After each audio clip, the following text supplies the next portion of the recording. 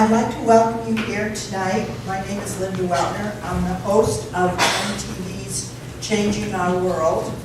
And both Alexandra and Avi have been on our show because they are doing significant work in making a reality of the words on the tablet at the Statue of Liberty. And those words are, give me your tired, your poor, your huddled masses yearning to breathe free. My dad came over when he was a youngster, and I think those words meant a lot to him as he arrived in New York Harbor, as they did to probably many of your parents as well. I'm sure earlier generations in our family have had similar experiences, and many of us are only a little bit removed from that immigrant generation.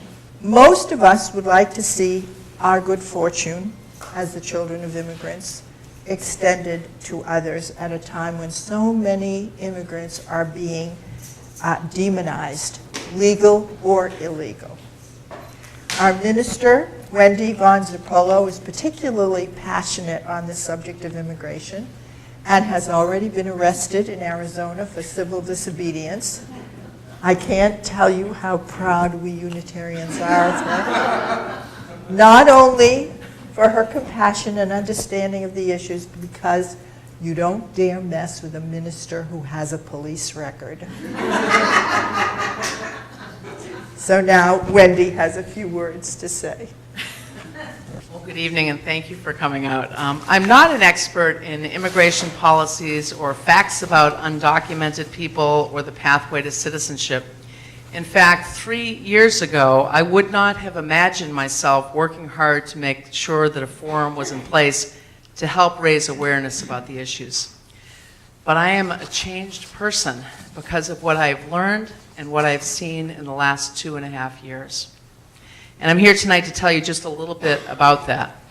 About this time in 2010, because of some denominational work that I was doing nationally, I came to learn about Arizona's SB 1070. That was the law proposed in that state that would require police to determine the immigration status of someone arrested or detained when there is reasonable suspicion. Remember that phrase, reasonable suspicion of a crime committed.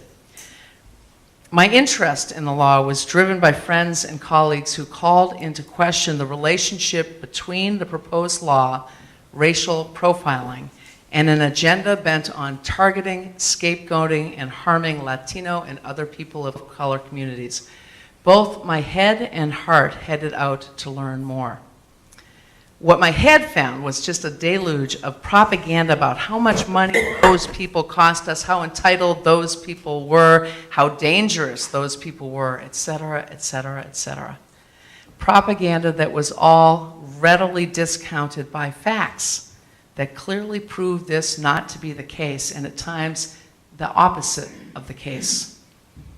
Followed by more facts that tied a clear line from money machines like the Corrections Corporation of America and far-right zealots to a nationwide agenda of protecting the white majority while feeding a private industry dependent upon incarceration. It was mind-blowing, yet not difficult to find nor well hidden. What my heart found was families being torn apart, children living in fear and an abundance of human rights violations and abuses. Those findings of head and heart led me to protest SB 1070 in May 2010 in Arizona in a 6-mile march that was full of families, not thugs, full of grandmothers pushing strollers and handing out water bottles and juice boxes to their grandbabies. Later, in July of that year, it led me to that act of civil disobedience during which we saw evidence of a Latino man beaten just out of our sight and heard many more stories of similar abuses. The day after our release, several of us got to see what that reasonable suspicion, remember that phrase, could look like. As we were leaving the county jail, just released, a police car blocked one of our vehicles and suggested that the rest of us move along. One of the people in the car asked me quickly, "Do you have a quarter?" I said, "Yes," and he said, "Put it in the meter fast." Sure enough, the officer came over and checked the meter. I have no doubt ready to rearrest those people for reasonable suspicion of a crime. Knowing now that this was a national agenda, I came home to learn more about how this was playing out here in Massachusetts, if at all. I attended nearly all of Governor Patrick's hearings on the so-called Secure Communities program, which would require police to supply ICE, Immigration and Customs Enforcement, with fingerprints from every arrest. ICE claims that this targets murderers and rapists, but once again, the facts do not support the claim. The vast majority of those deported have committed either no crime or a minor violation. On the other side of the equation are people afraid to report domestic abuse, rape, and other crime, and entire communities deemed less than others because they might be from Mexico, they might be Latin American. The debate itself has been ugly here in Massachusetts. Busloads of people attending meetings offering testimony like, well, my buddy died from a drug overdose, and if we had done something like this sooner, he never would have died. Racism was present in most of the hearings and in most cases went unchecked, at odds with testimony claiming that secure communities would not facilitate racial profiling. The stories I've heard along the way from survivors themselves and others are horrific. Stories of repatriation where our border patrols, our money, our people, drop off one parent over the border in one town, another parent in another town far away, and a child in yet another, each stripped of their ability to contact one another. The thinking behind this is, we'll make it so hard to come back they won't try. Beyond the inhumanity of this act is the real threat of delivering children into the sex trade because the practices are so well known.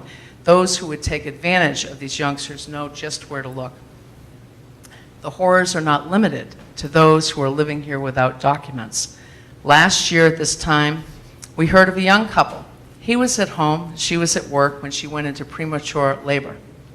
Her boss called the husband to say she was taken to the hospital. He raced out of the house without his wallet.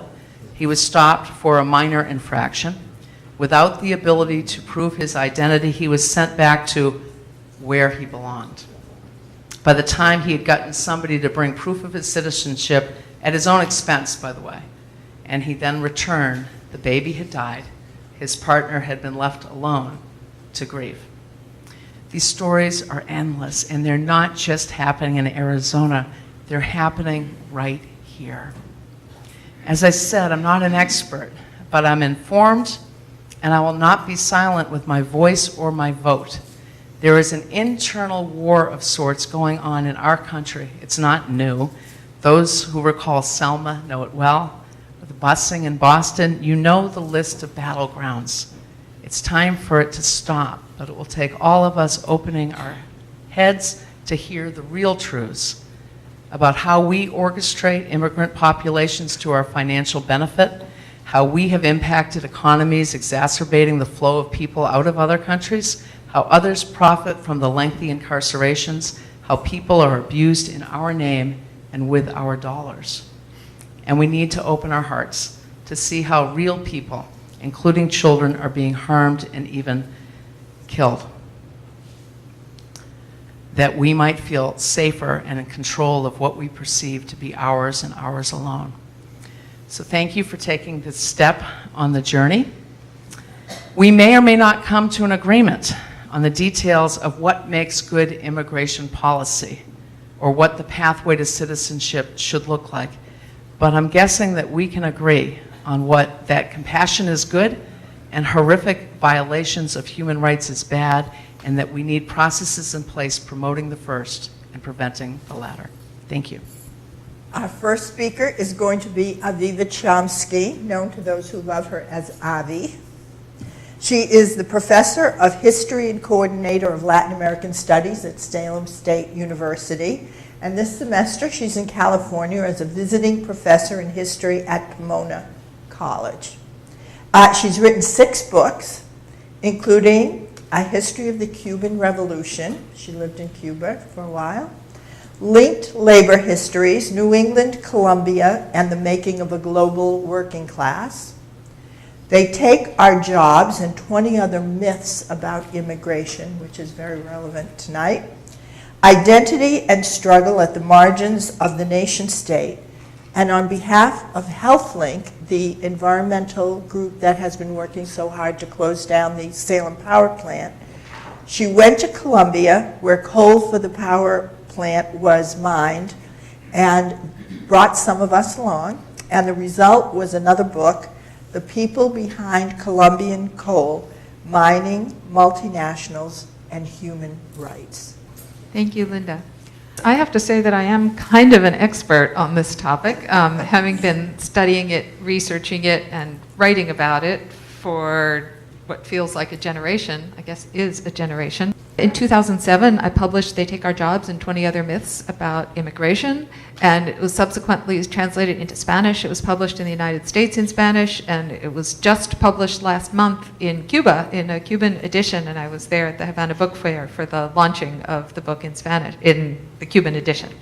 And I'm just in the process of finishing up another book called Undocumented: How Immigration Became Illegal, which Beacon Press is also, Beacon published They Take Our Jobs, and they're also going to publish the new book. So I've been spending a lot of time working on and thinking about these issues.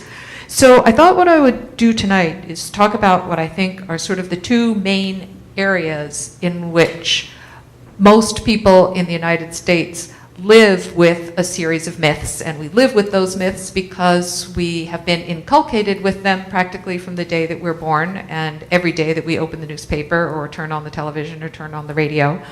And I think about those myths as falling into two different categories that structure the ways that we're able to think about immigration.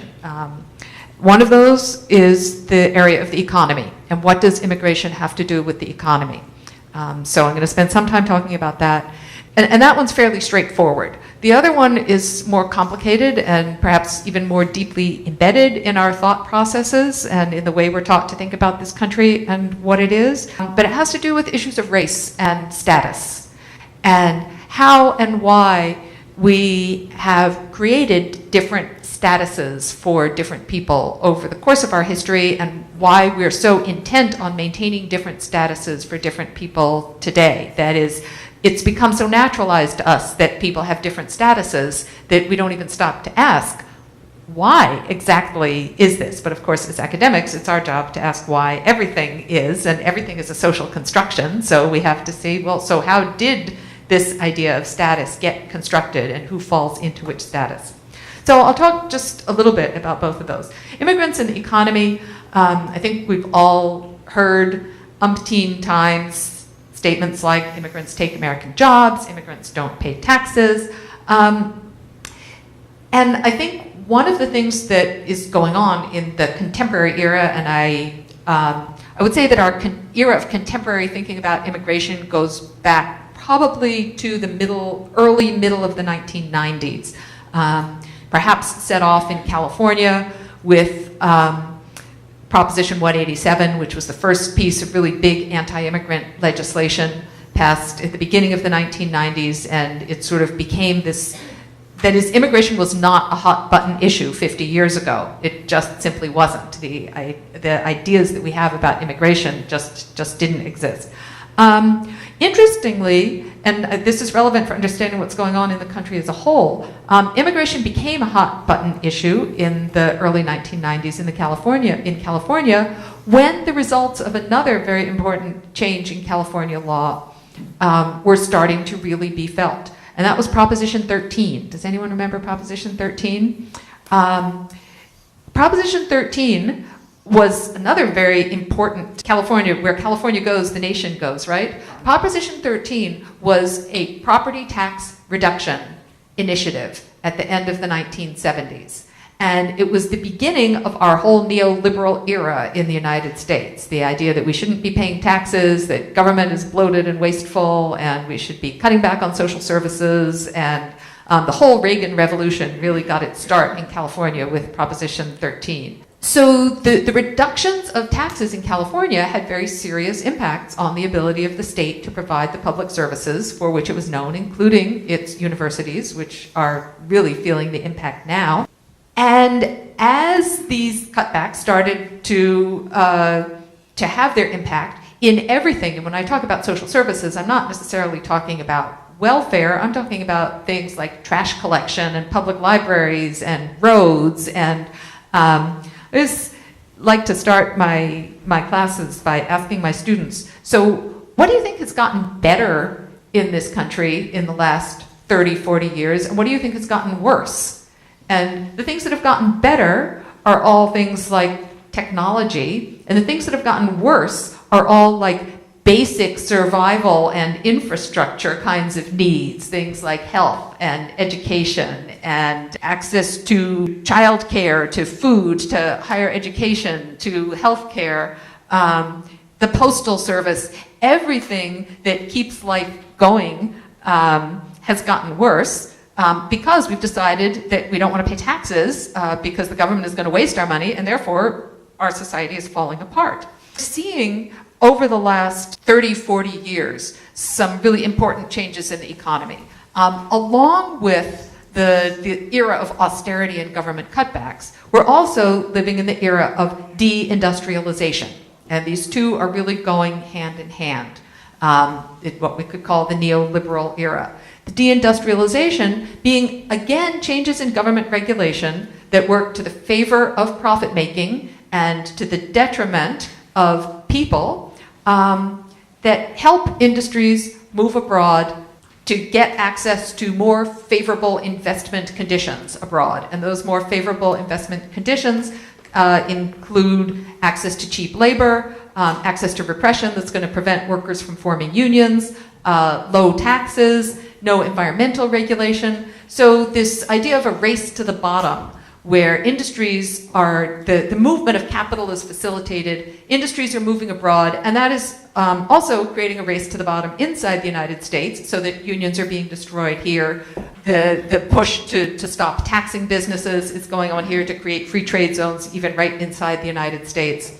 So these two trends of the late 20th century are coinciding with a rise in immigration.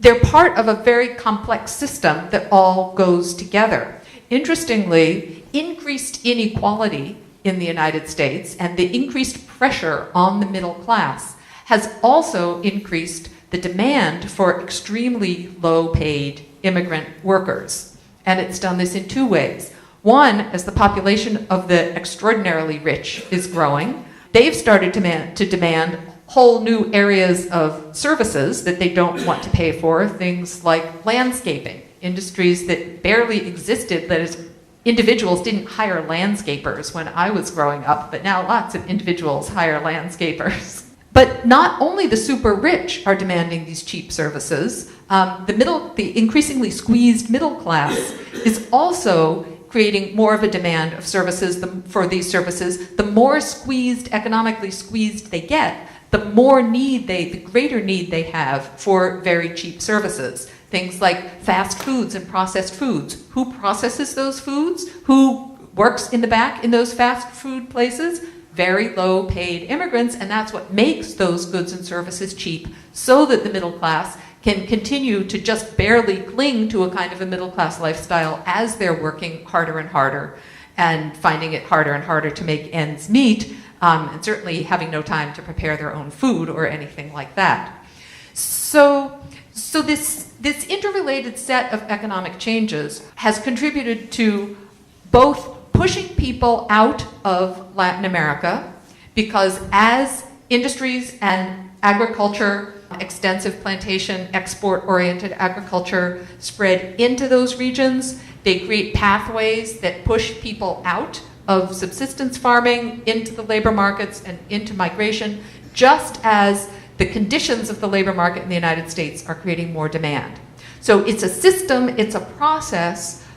What's happening is not that immigrants are taking American jobs or are causing all of the American problems that the American middle class, economic problems that the American middle class is suffering, but rather that both are victims of a set of economic changes that we could call neoliberalism, we could call the Proposition 13 or Reagan Revolution, and the deindustrialization of the United States.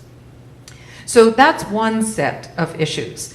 The other set of issues that I talk about in my book has to do with the idea that we are a country of immigrants. How many of us have not heard, again, umpteen times, that we are a country of immigrants? And when we say that we're a country of immigrants, there's this implication that that somehow means that we're really multicultural and we like different kinds of people and we're not racist and we accept everyone because we're a country of immigrants, that we're different from other countries. Other countries might be racist because they only like their own people, but we're open to everyone, so we're like superior and wonderful and open-hearted. But when you look back at the history of what this means, that we're a country of immigrants, it actually is another way of saying we're a white country.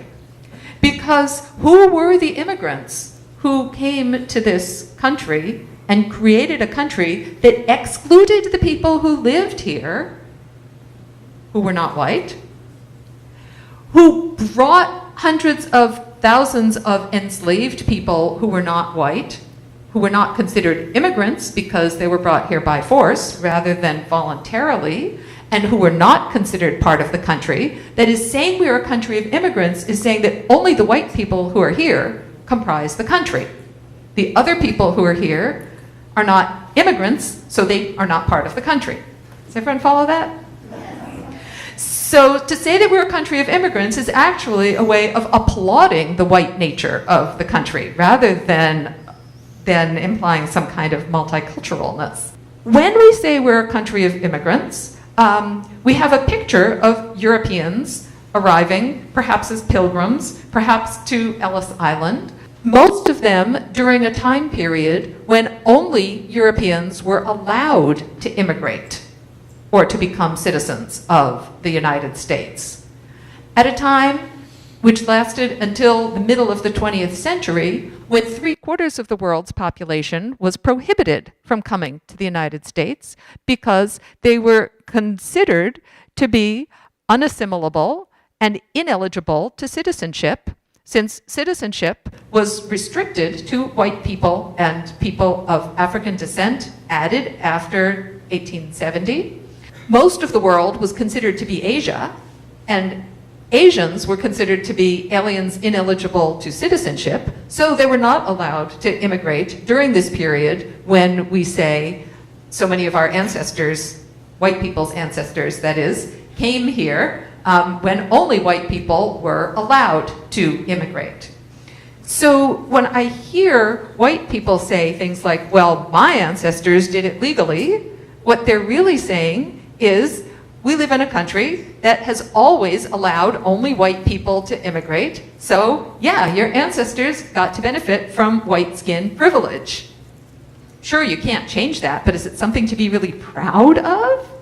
The restrictions on immigration that we see today are new for the Western Hemisphere, but they're old for people of color everywhere else in the world. Why is it that when people of color everywhere else in the world were restricted from immigrating, were restricted from citizenship, people from the Western Hemisphere were not? The border between the United States and Mexico was virtually unpatrolled. There were no numerical restrictions, no racial restrictions, no restrictions at all on Mexicans crossing the border until 1965. Why not?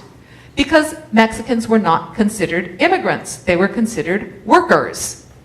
They were welcomed across the border precisely because they were not considered immigrants. They came here to work and they would never be able to become citizens. So when the 1965 Immigration Act was passed, that's often seen as a step towards a more just immigration policy, because finally, all countries of the world were treated equally in 1965.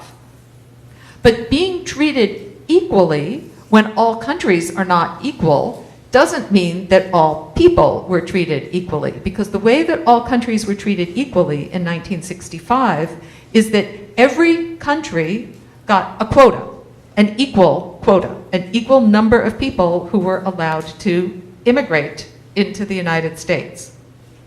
A quota of approximately 20,000 people.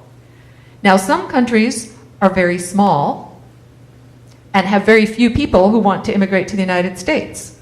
Those countries are mostly white countries. That is, it's mostly the European countries. If you just picture a map of the world, where are all the tiny little countries with tiny little populations, like Luxembourg and Andorra, Switzerland? The European countries each got their 20,000 quota, and other huge countries like China and Indonesia and India and the Philippines, where people had not been allowed to immigrate to the United States because they were called Asians, and Asians were aliens ineligible to citizenship and thus not allowed to immigrate, they also got their 20,000 quotas. And countries like Mexico that were regularly sending hundreds of thousands of people to the United States to work every year in ways that in the industrial society of the United States was utterly dependent on a subject Mexican labor force, particularly in agriculture, in mining, extractive industries in the Southwest. But those people were never considered potential citizens. Now, all of a sudden, Mexicans were given the same restrictive clauses of 20,000 immigrants a year, but all of those hundreds of thousands of people who had been coming to the United States to work seasonally were suddenly cut off. So that the restrictions against Mexican immigration, upon which the economy was dependent, were what created illegal immigration and the regime that we live under today. Let me next introduce Dr. Alexandra Pinero-Shields. She's worked in the field of immigration services and advocacy for the past 25 years for such organizations as the Irish Immigration Center, bringing white people, Catholic Charities Immigration and Refugee Services in Boston, as well as for the Central American Refugee Center in Washington, D.C. She earned her PhD in social policy at Brandeis. She has lived and worked in the Soviet Union and in China, and she is currently a researcher at the Center for Youth and Communities at Brandeis. I want to start with a story. My task is to bring the conversation to Massachusetts and even closer to the North Shore. Last month, I ventured out from my home, I live in Salem, to a meeting about teaching English as a second language to immigrants. My church, I used to live here in Marblehead, and I still go to St. Andrew's here in Marblehead. And our church wants to start offering English classes to immigrants. And we're trying to figure out how and where to do this. And I got connected to the first kind of local Peabody, Salem, Swampscott meeting of people who, organizations who provide and churches who provide. And had you been not in California, I would have called you. And Avi does this as well. So I went to the meeting. Shortly after it started, 2 police officers sat next to me, came in and sat next to me. And we went around the room introducing ourselves, and everybody in the room, except for myself, who's from a church who wants to start a program, everyone else in the room are ESL providers. They run programs. And the police officers shared the reason why they were there. They said that they work in the Point, they're Salem police officers, they work in the Point neighborhood, and there were 2 crimes that were violent crimes, and that they have had no luck in having people come and talk to them about what happened, because people are afraid to talk to them, and that the trust is eroding. And so they were thinking that if they could offer English classes in the police substation in the Point neighborhood, that they could begin to repair their relationship with the community. This is how they introduced themselves. After a little while, the meeting chairperson divided us into groups. And I, because I was sitting next to the police officers, got to be in the group with the police officers. They talked more about their situation. And when they finished, I said to the police officers, you know, what I'm hearing you say is a problem. I should say, my sense was that they were very hesitant with us because they felt that we were all pro-immigrant and they didn't know what their place was. So they were rather hesitant and somewhat shy. when they were talking the whole time. So I said to them, as I hear you talk, I realize that the situation is replicated in so many parts across the nation. It's not just a situation of the Point neighborhood in Salem, that across the country, police departments are having trouble because of the failure of the federal government to resolve immigration issues and to force local police officers to carry out immigration law enforcement. And that creates a wedge. And so it's really hard for police officers to do their job. Now, that's a complex, there's lots of other issues, I know, racism and racial profiling and all sorts of things. But let's kind of narrowly focus, it creates a problem. And when I finished talking, both of them went like this. They took their cards out, and Sergeant Dennis King and Sergeant Harry Rochelle both gave me their cards. They slapped them down right in front of me and they said, we'd like to talk to your church about maybe offering classes, because I think what they heard me say is, I understand your dilemma. I'm not sure that we're going to do this and there's conversations that need to happen, but I wanted to highlight this story because it raises a lot of questions. If there's a crime in your neighborhood, if you witness a crime or if you know something of a crime, why would you be so afraid to come forward and talk to the police, right? I mean, you know, if there's a crime in my neighborhood, the first thing I would call is 911 if I witness something. It's not only for other people's safety, my own safety, but the immigrants that are around are so afraid of something that bars them from calling 911 or talking to the police. And what is it?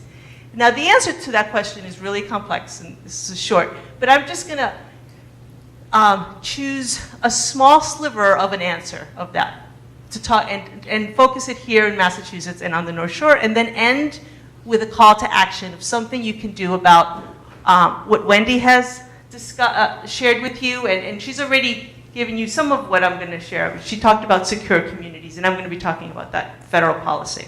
Let me just start from the kind of at the national level, the national scene, I should say. On any given night in the United States, there's about 32,800 immigrants in detention. 32,800 immigrants in detention, and it costs us taxpayers $164 per night per detainee. So those of you who can do math really well, really quickly, you'll know that that means that every night taxpayers pay $5.4 million to keep all the immigrants that we have in detention. That adds up to $1.9 billion per year. It's a lot of money. A whole lot of money. Wendy has already talked to you, mentioned that the CCA, the Corrections Corporation of America, is part of a profit-making system. And that comes to the root of it, that this is a business that's going on. The other piece that I want you to know is that in Massachusetts, the average stay of someone in detention is 10 months. Now, we're talking, these 32,800 people are in detention because they're not supposed to be here. They don't have the right visa. Now, why would you keep someone in detention for 10 months? That's pretty, and that average is actually similar to the national average. Like, why not deport them? I'm not suggesting we should deport them, but why not deport them? Why keep them? It's very expensive to keep everybody every night. Wendy has given us the answer. Because someone is making money. As you know, many of the prisons in our country are privatized. And the immigration detention system uses private detention systems run by Corrections Corporation of America, and the GEO Group is another big corporation. And in fact, the CCA Corporation was involved in writing the Arizona law that Wendy referred to. They were in a group called ALEX, which is the American Legislative Committee in Washington, D.C., and it's a group of corporations and legislators that write state level and federal level bills and introduce them in the hopes of making profit for their corporations. So this is one example. The other interesting thing, and I want to add to Avi's explanation about race. As was mentioned, I worked at the Irish Immigration Center. I was director of programs there. And it started off being, it was founded about 25 years ago to serve the undocumented Irish population, which at that time was about 60,000. It was the group that had the most undocumented people. In 2000, the Brazilian population surpassed the Irish population in undocumented, in Massachusetts. One day, the Irish Immigration Center was having an event at the Irish Cultural Center in Canton. And I was asked to give the Irish consul a ride to Canton. So I picked her up at her house in Boston. And I never really spent any time with the consul, actually, not of any country. But so I said, so what does a consul do? And she explained her duties. And then she said, and I also visit people in detention. And I said, oh, that's a topic that's interesting to me. And I said, what's the average stay of an undocumented Irish person in detention in Boston? Any guesses? And I told you that 10 months is the average stay general, the aggregate of all immigrants. 5 days. 5 days. 4 to 5 weeks. 4 to 5 weeks for an Irish, and probably is true for most white immigrants. And for immigrants of color, months and months. Sometimes people are in detention for up to 2 years. So not only is it a system of profit making, it's a system of profiting on the bodies of black and brown people. It's a very racialized system of profit. This program, Secure Communities, was piloted in 2008 across the country, and Suffolk County, Boston, volunteered to be a pilot, one of the, it was like 10 pilots across the country. Last May, the federal government, ICE, Immigration and Customs Enforcement, made it a mandatory program across the country. And basically what happens with Secure Communities is that when someone is arrested, the police, in addition to sending the information to the FBI, which is commonplace across the country, that's common practice, they also need to send the names to ICE. And the stated goal of this program was to capture criminals, to deport criminals. But what has happened, as Wendy has said, is that we are deporting people with no criminal record. In Massachusetts, over 50% of people who have been deported under Secure Communities have no criminal record. And there's actually, today I ran into a lawyer from the ACLU and asked her if she had North Shore numbers. And so she had figures for Essex County. And in Essex County, 75% of the people who are deported have no criminal record. So basically, remember I told you, why wouldn't someone call the police?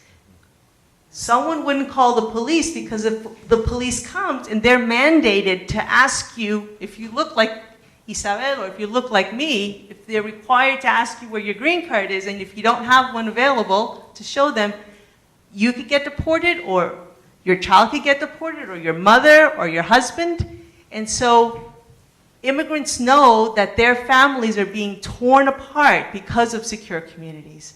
And that's why it makes the job of Sergeant Rochelle, Harry Rochelle, and Dennis King so hard, and many others. And in fact, the National Association of Police Officers have been lobbying against Secure Communities. And so has Mayor Menino, and so has Governor Deval Patrick. They are against Secure Communities. Now, those of you who are thinking quickly in your heads are thinking, but they're illegal, so what do you mean they're not criminal, right? Because every day in the news, we hear those criminals, those criminals, those criminals. And if you remember only one thing about what I say, I want you to remember this, that being undocumented is not a crime. Being illegal is not a crime. What do you mean? So remember back in grade school when you learned about the structure of the US government, there's the legislative branch, the executive branch, the judicial branch. Immigration courts are not in the judicial branch of government. When the lawyers at the Irish Immigration Center went to the courthouse, went to immigration court. They didn't go to a courthouse. They went to the JFK Federal Building. Immigration courts are administrative courts. They're in the executive branch of government.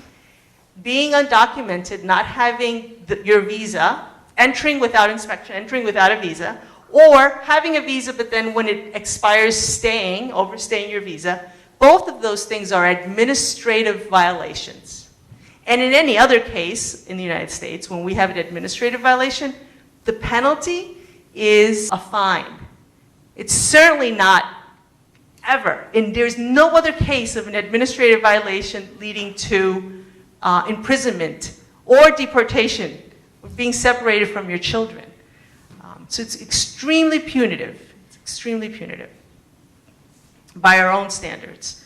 What can we do about this? Today, at 11 o'clock, I was at the State House this morning. It was pretty cold, but we were happy that the sun was out. There was about 75 people on the steps in front of the State House. A lot of Unitarians were there, leading the charge. We had a rally for something called the Massachusetts Trust Act. And I have brought handouts so that you can have a summary of it, background on the bill, also about secure communities, and a letter to sign. So don't leave without getting those. The Trust Act that was introduced in January by Senator James Elridge of Acton, so it addresses this issue of the loss of trust with local law enforcement. So that's why it's called the Trust Act. So it's to prevent the federal government to make local law enforcement carry out immigration law. Now, if there's a crime, if someone's committed a crime, and they're an immigrant, that's a separate issue. But if the person just doesn't have a visa, there isn't any reason that a police officer should be occupied with that kind of business. So the Trust Act is really important. What they were asking today at the rally was to get your legislators to co-sign the bill. So that's something that you can do concretely to address what's happening here locally, make a change. And what happens is that states are watching each other. So this is being attempted in a number of states because many governors don't want to have to do this. It's a big problem. It's an example for other states in how to respond to these really punitive, aggressive, and racist policies that are coming down. And then the last thing is that UU Mass Action will have their 7th annual Advocacy Day on April 23rd. Yeah, I've spoken with Laurie. She needs to be worked on. Oh, all right. So that's one thing. That I talk about global is local. The thing is for everyone to, Lori Ehrlich, she's got a website, I'm sure, to send her a note saying that you understand there's a problem with trust in the communities and that you urge her to support this, and I will write her too. Isabel is originally from Banao in the Dominican Republic, and she emigrated to the United States at the age of 8 with her family. She's now a junior at Salem State University, where she's pursuing a BA in political science.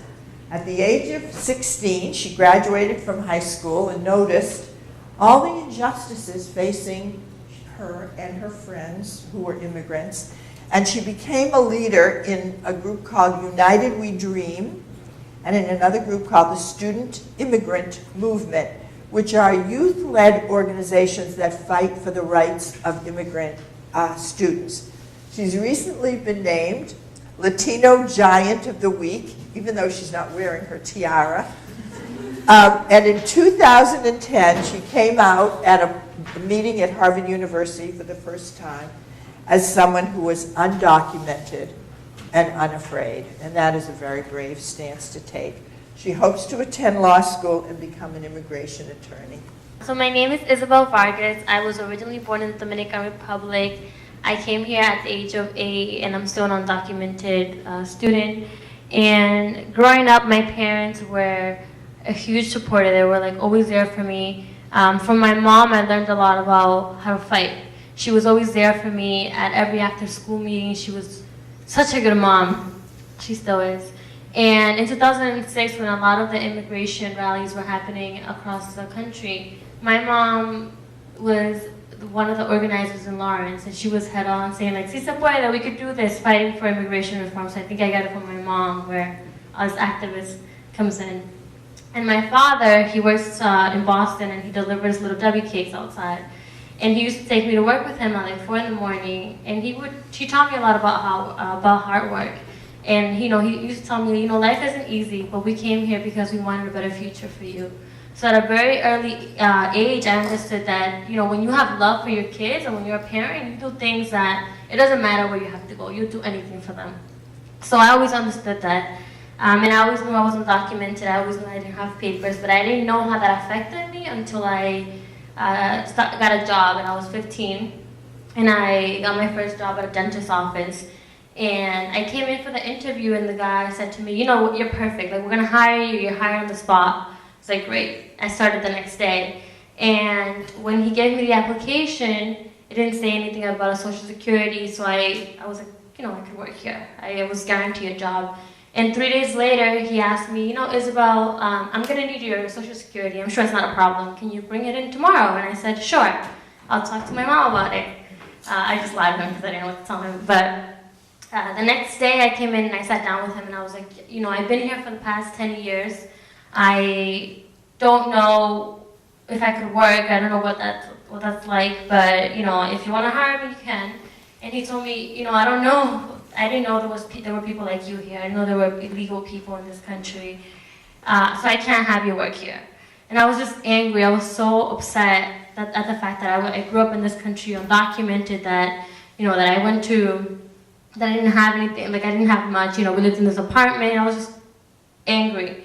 And in high school, I went to Presentation of Mary Academy, which is a predominantly white people's school in, I think it's in Methuen, and there was Catholic all women, and I was I think number 4.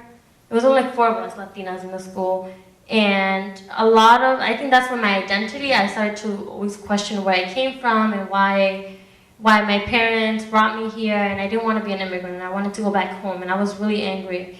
And it wasn't until I applied for college, and she told me that I couldn't go to college. She said, you can't go to school here, you just have to figure it out. Like, just take a year off, or go back to your country, I don't know what to tell you.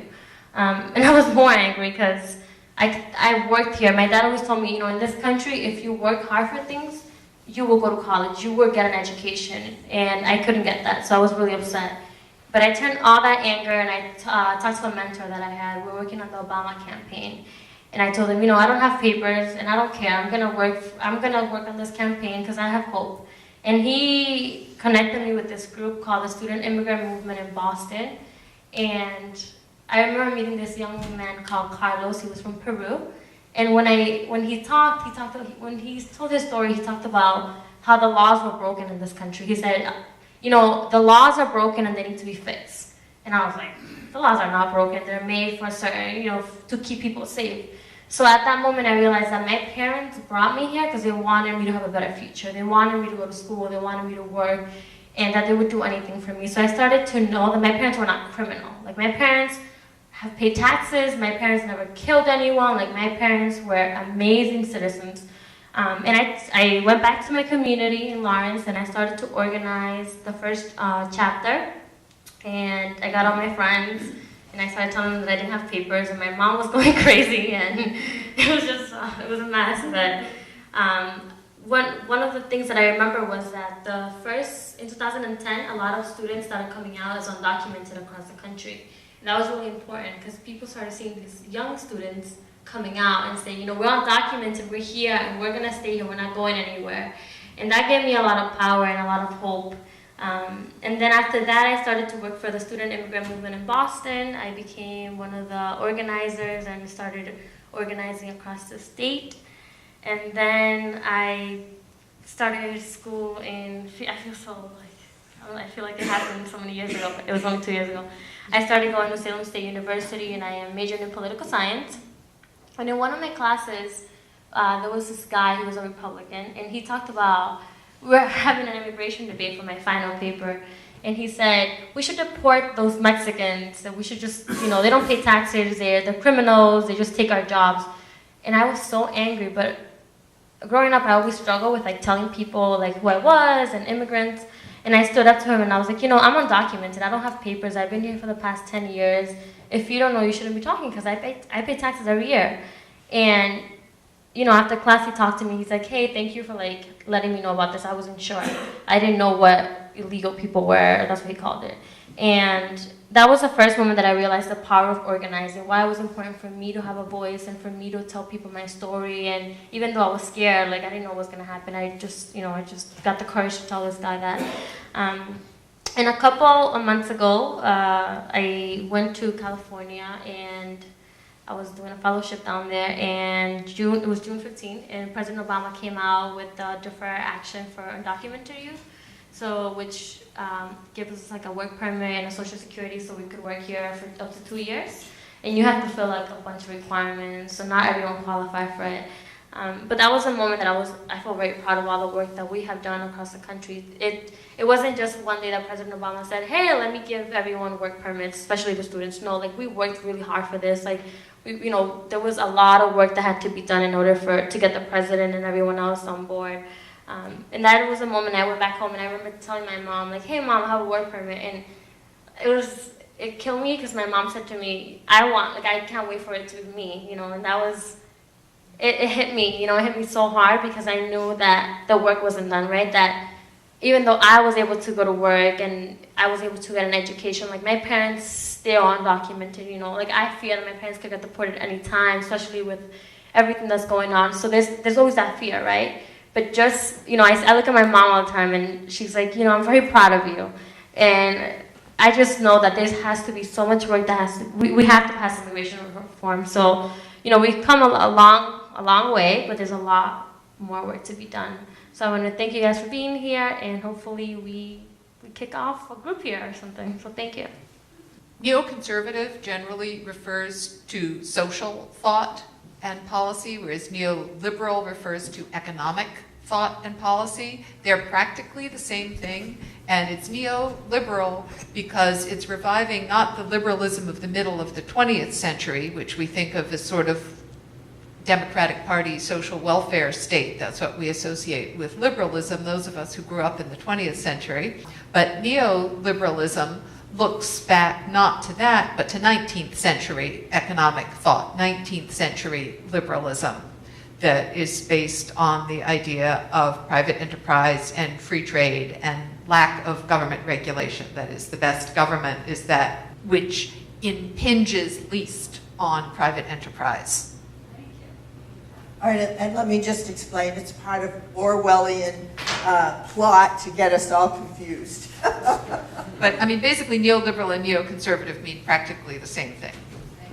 What happens if an immigrant doesn't get effective counseling from their lawyer as to the outcome of a no contest or a guilty plea? Does somebody? I can't speak to the Supreme Court decision because I haven't been following that, so I don't know what to say about what's happening there. The ways that immigration law is enforced are extraordinarily arbitrary. And some of you may be familiar with Jose Antonio Vargas, who is an undocumented immigrant who came out in the New York Times Magazine about a year and a half ago with a front page spread about living as an undocumented person in the United States.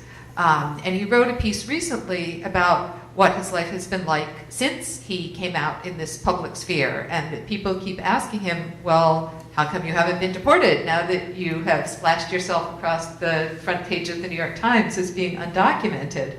And he started asking himself that question, well, so why haven't they come after me? I've been so vocal and so open. And so he called ICE, and he said, what are you planning to do about me? And they looked in their files and said, we don't have you in our files, you don't exist. We're not going to come after you because we don't have you in our files. So in 1996, many offenses became deportable offenses, not just for people who are undocumented, but for people who were even legal permanent residents or on different types of visas. Offenses became retroactively deportable, so that somebody who might have been convicted of some shoplifting offense as a teenager, someone who was a legal permanent resident, who fulfilled whatever sentence they were given at the time, could then, after 1996, be deported, even though it wasn't a deportable crime at the time they were convicted of it. So the ins and outs and arbitrariness with which deportation is applied to people. There was a case that the Boston Globe covered a couple of years ago where two people, a married couple who were in the United States with a particular kind of visa as business owners, were in the process of being converted to legal permanent residence. So they had filed papers with an immigration lawyer. They had legal status in the country on their business visa. And they wanted, for personal reasons, needed to travel home to Colombia, where one of them was from, consulted with their lawyer. Is this going to affect our status in any way? No. They went, and they were not allowed back in the country because their business didn't employ enough people for their... they don't have to give any reason. The speculation was that maybe their business didn't employ enough people. But it's all a black box. I just wanted to add to Avi's response. So that courtroom situation you just described happens sometimes, but many times there is no lawyer. Because, as you may remember, I said being undocumented is not a crime. So you all know that people have a right to a lawyer. But that's if you're being charged with a crime. And since immigrant, the charge is not in the criminal code, you don't have a right to a lawyer. You don't have a right to Miranda rights. All of those, you don't have a right to a jury of your peers. All of those things that you take for granted when you think courtroom, erase from your head. So you may, if you have enough money, you can hire a lawyer, but many, many immigrants, I don't know percentages, I would think that minority of people have lawyers. They're too expensive, right? The Irish Immigration Center is a nonprofit. Catholic Charities, another place where I worked, was a nonprofit. We took as many cases as we could, but most people on the phone, we had to turn them down. So that's one. The second point that I want to make is this. About a year and a half ago, I was at a very interesting symposium at Boston College Law School.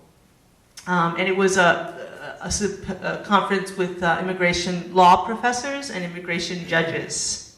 And the president of the National Association of Immigration Judges was there. She's a judge in Florida. I don't know where she is now, but she was in Florida. And at one point in the conversation, she started laughing and she said, "Oh, come on, we're not really judges." And because I always, I say the same thing. This is arbitrary. There's so much discretion in immigration law. It's not really a court. But to hear the president of the National Association of Immigration Judges say, "Oh, come on," to some other judge, "Oh, come on, we're not really judges." Because there's no, and most of the time there's not another lawyer. I mean, the government, ICE has a lawyer or INS has a lawyer. And so the judge, if he or she wants to, can say to the immigrant, "Well, there's this or that," but doesn't have to. It's not the image of a courtroom you have, right? So I, like Avi, don't know about the case you're referring to, but I'm going to look it up. It sounds interesting. And I just want to add that the New York Times 2 Sundays ago had an article about how those public lawyers that you can come to, if you have no representation in a criminal court, there aren't enough of them. And so when you call and say, "I need a public defender," they say, "I'm sorry, there are none available," and that's the end of your having any unpaid defense. Just one other thing about the public defenders is that, so if a person who's an immigrant or who is undocumented is in criminal court for a crime, they do have a right to a public defender, but it's very unlikely that the public defender is going to know how their immigration status is going to be impacted by a criminal charge, because public defenders are not trained in immigration law, because it's a whole different body of law. Isn't there something that an immigrant can do, like find a family sponsor or stay here like 7 years, a common law marriage with the U.S., that can rescue them? Right now, no, there isn't. And I'll again quote Jose Antonio Vargas. I had the privilege of hearing him speak just a week ago out in California. And he said, you know, people always say we should get in line. Where is the line? Show me the line and I'll get in it. There is no line. There is no process. There simply is no way. And that's why in these discussions about immigration reform, one of the proposals is that a line be formed, that some path to legal status be created, because right now there isn't one. So for a green card, for permanent residency, there's kind of three highways. The first one, created from the 1965 law that Aviv talked about, is family-based petition. So you have an immediate relative sponsor you. So a spouse or a child, if the child is 21 or older and unmarried, it's kind of complicated, or a parent. So the 11.2 million people, if any of those have an immediate relative that they can sponsor, they would if they could. So that's out of the way. That's kind of the largest avenue or highway. It has the most lanes. And there's a smaller one, it's employment-based petitions. And that's when an employer sponsors you, not a relative, an employer. But for that, you need to be a skilled laborer. And it first goes through the department. It needs to be approved by the Department of Labor. So you want to show that there is a scarcity of that skill set in your region. It's geographic. So in Boston, a hospital can say, we don't have enough specialized nurses in X, and we need. And you have to prove to the Department of Labor that you have searched and come out empty. So you're not taking jobs from U.S. citizens. And then it goes into Department of Homeland Security. So the many undocumented people who are here and are not skilled laborers in demand can't get in that line. And then the other kind of line that exists, I call safe haven, a safe haven avenue. That's political asylum or refugee status or humanitarian parole. It's a very narrow avenue, very few and very complicated. And most people are not eligible for that. So there is no line for those 11.2 million. If I can add something to that, I want to point out the lines that do exist. And the lines look like secure communities and SB 1070 and similar laws in Alabama and Georgia. Lines of people that are hunting people, and they're not hunting people that might be from Canada. They're not hunting people that look like me. You know, so the urgency of this is not small. I would also just emphasize that those lines that you're talking about aren't lines for people who are in the United States who are undocumented. They're lines for people who are in other countries who want to get an immigrant visa to the United States. There is no line for people who are in the United States undocumented. Only under the rarest of circumstances could they. I just want to say that our friend Rashad, who is from Pakistan, came here and discovered that if he went back, he would be instantly killed by the Taliban. It took almost 4 years before he got political asylum. And what can you do during that time if you don't have a green card? I mean, how can you stay in this country without a job unless we took him in and he lived with us for a year and other people did the same? But that's just dumb luck that he landed in the hands of people who were willing to do that. So even if you were afraid to die, if you went back to your own country, if you can't support yourself here, you can't afford to wait. With all the pathways and minefields to citizenship that are being suggested on the federal level, whom can we trust and which is the best pathway? That's a hard question.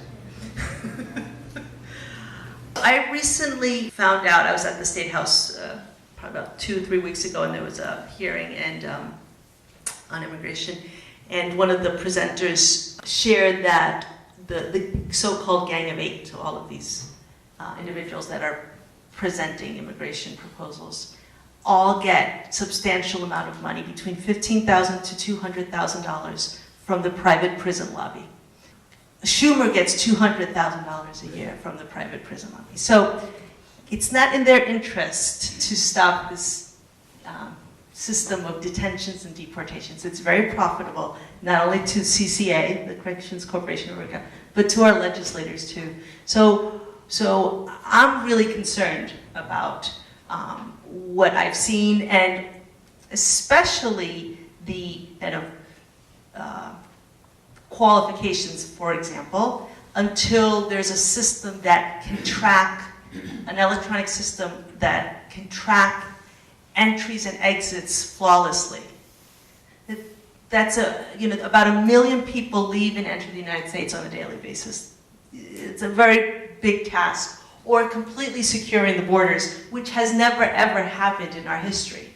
So those are problematic. So I'll tell you what I do. Is I have kind of a commitment from my very first job out of college, where I studied theology and philosophy, and I joined the Jesuit Volunteer Corps. And my placement was in Washington, D.C. at the Central American Refugee Center at Cares, and it was the late 80s, and the war in El Salvador was going on. And all we did was political asylum litigation. So I worked on political asylum cases, and you're right, it's pure luck. Like 2% of people, we had people with scars of torture on their body from the war in El Salvador, and all you have to prove in an asylum case is a well-founded fear of persecution. These people had been persecuted, and they have proof, and they still didn't get asylum.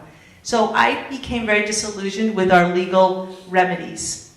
But what I did learn was that those who are closest to a problem, those Salvadorans who I worked side by side with, in their courage to be at the Salvadoran embassy almost every lunchtime, they dragged me down to the Salvadoran embassy to stop the war, and on throughout my professional life. And so when I try to answer that question for myself, where should I put my energy behind, I always go to those groups that are closest to a problem. And so my recommendation is to go to, and I'll give you a few organizations which I really respect, and to see what they're advocating for, and then lobby our legislators around those particular issues. So they're going to present what they're going to present.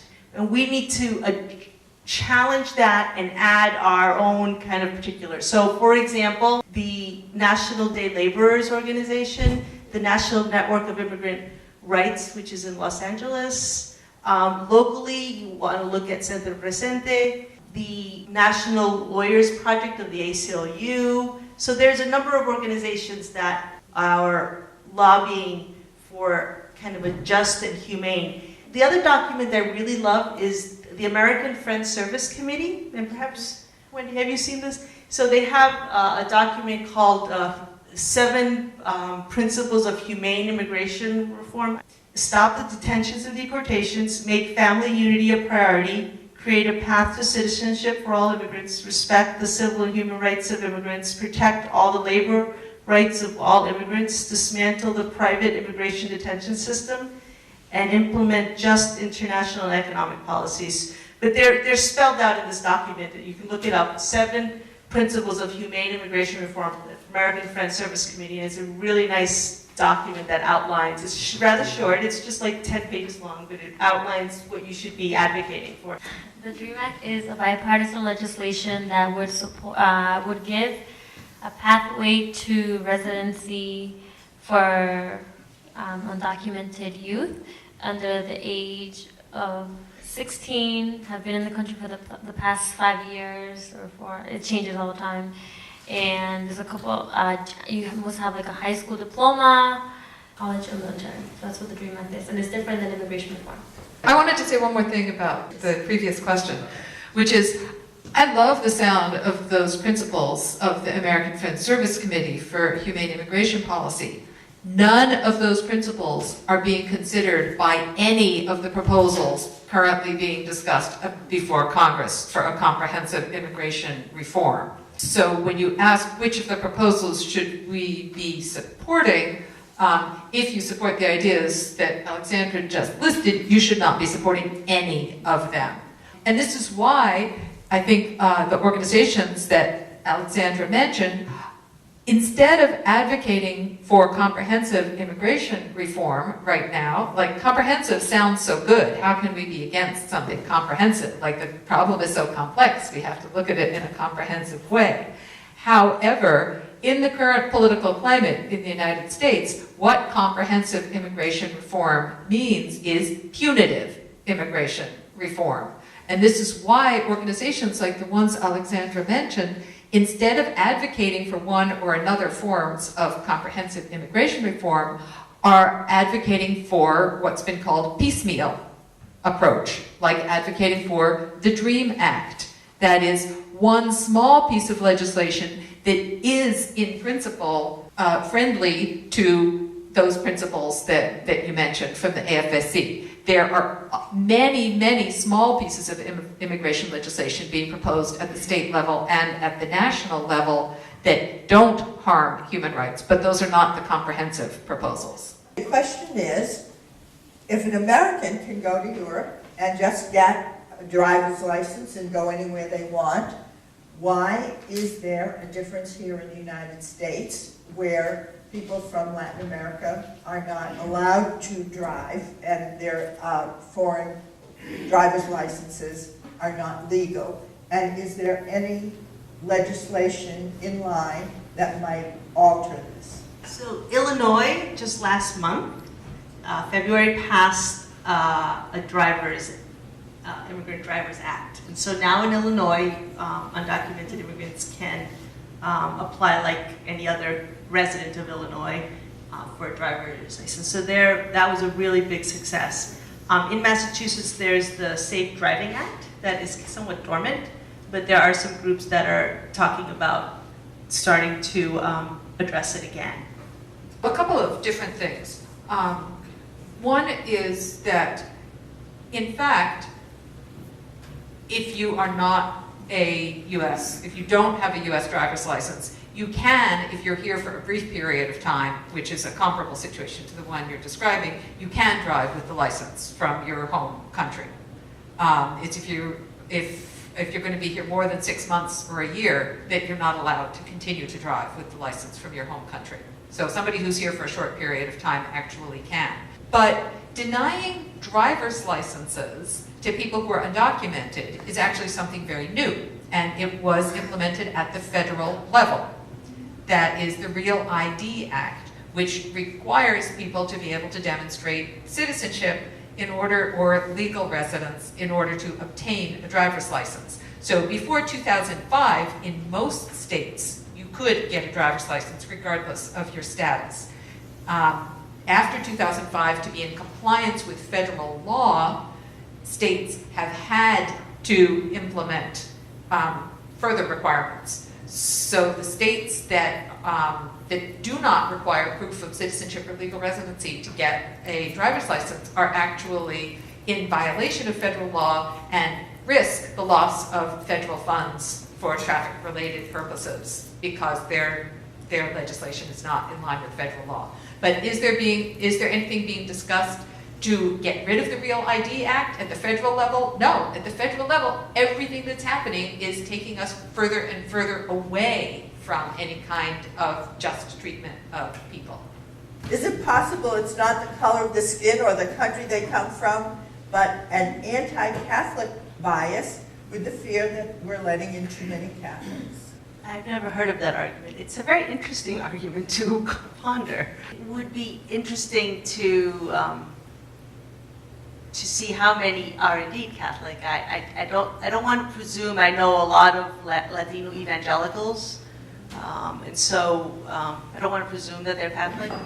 I think personally that what Avi described in her opening statement around race is really the key. And my experiences throughout my life as an immigrant myself at the Irish Immigration Center all kind of are more and more evidence for me as to, for example, black immigrants are deported at twice the rate of white immigrants.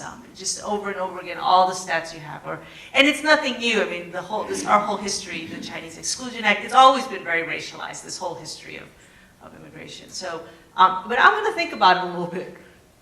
But my reaction is that I don't think it's about faith. I think it's about race. I just want to add, Joe, that if it were the case, it's still wrong, right? We can agree that oppression is oppression. Absolutely. These immigrants are burdened to our inadequate health system.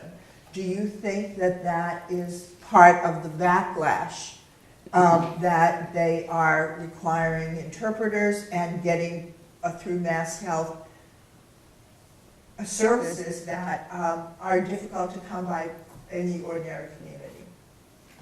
I think so, absolutely. And I think there's a real parallel in what you're describing to what I was talking about in terms of California Prop 13, the destruction of California's economy, and then, well, let's blame the immigrants. That is, the problem is with the healthcare system and the health insurance system. The problem isn't with the immigrants. It's true that the system is designed to turn those in the middle against those at the bottom. The system is designed to do that. And it is succeeding in doing that. But I think it's important that those in the middle who are being squeezed understand why and how they are being squeezed, what the real causes are, and not turn their rage against those who are at the bottom. I think of a wonderful book, one of my favorite books. It's by Lonnie Guarnier and Gerald Torres, and it's called The Miner's Canary. And many of you know that miners, I don't know if they still do, maybe they still do some places, you know a lot about mining. They would take a canary down to the mines, and if the canary dies, then the miners know that the toxic fumes in the mine have reached a level that is dangerous, and then they can get out of the mine quickly. And if they stay, what happened to the canary will also happen to them. And Lonnie Guarnier and Gerald Torres use this as a metaphor for race. And what they say is that people of color are the first to experience the political and economic toxicities of our society. And so what I would say to them is that what the immigrants are experiencing reveals the problems with the healthcare system. But not only that, which is what Avi has just said, but more than that, that eventually that system that is cracked and faulty will affect middle-class white America. And you could see that in the mortgage crisis. The mortgage crisis was not a new thing to Black and Latino communities across the country. Latino and Black communities were experiencing the mortgage crisis 2 decades before white middle-class America was. But that was a faulty system. And so, and I think this kind of the building of a police state that is implicated by all of the stats on secure communities, that's affecting Black men. The prison industrial complex is affecting Black men, Latino men, immigrants. But it will, if we don't correct it, it's an impingement on all of us, which is why this matters. It doesn't matter just because you should care about immigrants. It matters because this will eventually affect all of us. As they build more prisons, they're going to need more prisoners, so they'll have to move out of the immigrant community. Maybe they'll go for the Catholics next. Which would be wrong. There are just 2 quick things I want to add to that too, because I try to be in the conversation a lot with people, even at my own, Thanksgiving dinner table at my mother's, that don't necessarily agree. I think even people, wherever we gather, we have different beliefs. So 2 things. One is I was horrified to find out just one more level of how we're being played when it comes to information. I was up visiting a friend who helps manage an orchard up in northern Maine. And what she told me is that, there's a vast movement of the immigrant population that goes from crop to crop, and they were required by regulation, I guess by laws, if they're using that immigrant population as an organization, right, that coordinates it all, to provide lodging and to provide food for the immigrant labor, but they were, by law, not allowed to provide it to the local labor, the non-immigrants. And it sets, who were starving. They saw families in need of food in this orchard. They wanted to provide the food. They were prevented from providing sustenance to those employees, and they were required to pay a certain wage too. And it was like, wow, they were just being played totally, because it was setting up this system where they were turning against each other. The workers were looking and saying, look at them, they've got TV in there, and they've got food and all that. The second piece is truly what I've found that can be an effective way to get at least the communication started and people to open up their ears is through story. I think that the really horrific stories, and they're horrible, they're horrible to even repeat, but when you put that face on them, to see what we're doing to young students like Isabel, and to see what we're doing to families, and to see what we're doing to children. I think it's next month, the month after, we hope to be having a film series, and one of the films that Alexandra and what's the name of the person who did the documentary? Jenny Alexander is the filmmaker. And this was the New Bedford raids, and to hear those stories, and I hope you'll all come out to that too. I think that opens people up. If you can say, we don't all agree and we don't know what the answer is, but at least we can agree that this is not okay, and this piece has to stop. So let's stop the deportations. The whole thing is divide and conquer, just it was between the whites and the blacks in the South, to set these people against each other. And you were down in North Carolina. And the same issues were amongst the blacks and the Mexicans. The fields had been changed. Only the complexion of the fieldmen were a little different. They used to be black, now they're Mexican. Now all the blacks down there were angry because the Mexicans had their jobs. And it was still, we're all still in the same community. Everyone's still, scratching, trying to get up, but we're all pulling each other down at the same time.